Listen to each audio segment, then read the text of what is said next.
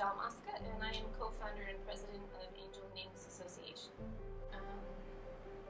My husband and I founded Angel Names Association in May of 2001, 6 months after the stillbirth of our first baby. Okay, I joked with the girls back there.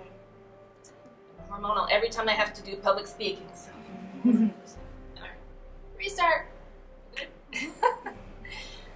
Okay, so my husband and I co-founded Angel Names Association 6 months after the stillbirth of our firstborn child. And we knew we couldn't save our son, clearly, but we wanted to be able to make a difference in the world and help other people in his memory, honor his life, and help where other people weren't necessarily helping because they didn't know there was a need. We became keenly aware of the need upon his death. I was a few months shy of my due date. He got tangled in the cord. It was perfect.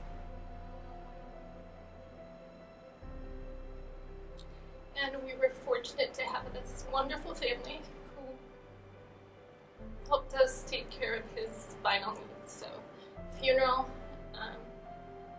a cemetery plot, and a foundation, and a headstone, things you don't think of when you're pregnant. We had taken almost a year to conceive, and we're so excited to have him. I had just decorated his nursery, and the crib came 2 weeks after he passed. So, in short, we had this beautiful family that helped us to pay for these things, but we found out after he passed that not everybody has that.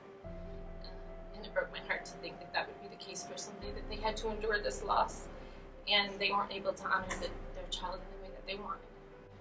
So we thought if we could do anything to help these families in a difficult time and honor their babies, that would be one way. We could help them with a funeral, we could help them with burial and a plot, a place to bury their baby so that they could go and visit that spot as their heart needed to. It also became keenly aware, we became acutely aware of the fact that there were 26 to 30,000 babies at that time stillborn every year. It was 8 to 10 times more common than SIDS, but nobody wanted to talk about it.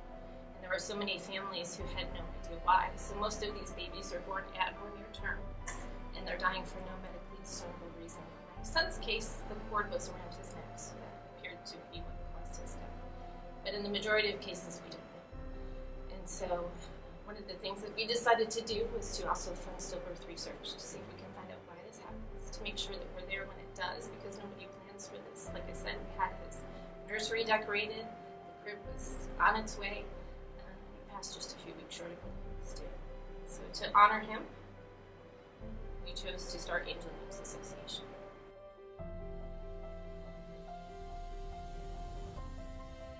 So I mentioned that one of the things that we do is to help to pay for the funeral and burial. We also help to pay for autopsies because, as I mentioned, in the majority of cases we don't know why the babies are stillborn. So near term appear to be normal.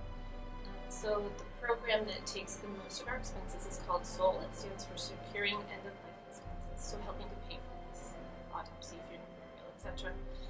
The donation from you all will help us to help other families. So 100% of all of the donations that come to Angel Names Association are given to families in need.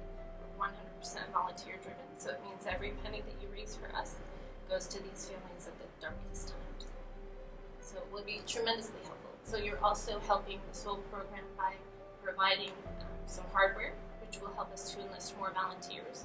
Right now we get requests from families from every state in the U.S. So even though this is really a South Glens Falls event, this donation will help families across the United States in every single state.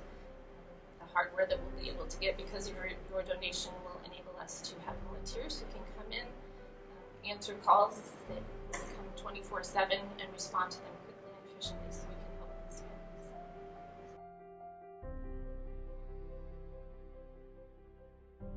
So I felt honored finding out that Angel Names Association was selected for a recipient of Sapphire Marathon Dance Funds again this year. I was elated that because of this, you would help us to be a voice for 26,000 families who endured this loss. Honored, humbled, took me a long time to ask for help. When I did, Bulldogs have come to our support, to our side to support us over and over again, and we are just eternally grateful. There aren't words to describe. I don't want to speak just on behalf of myself because I feel like I am the voice for these, or you are enabling us to be a voice for these 26,000 people. That's every year.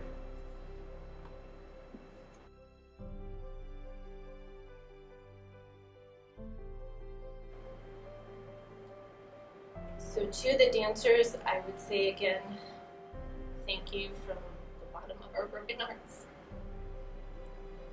And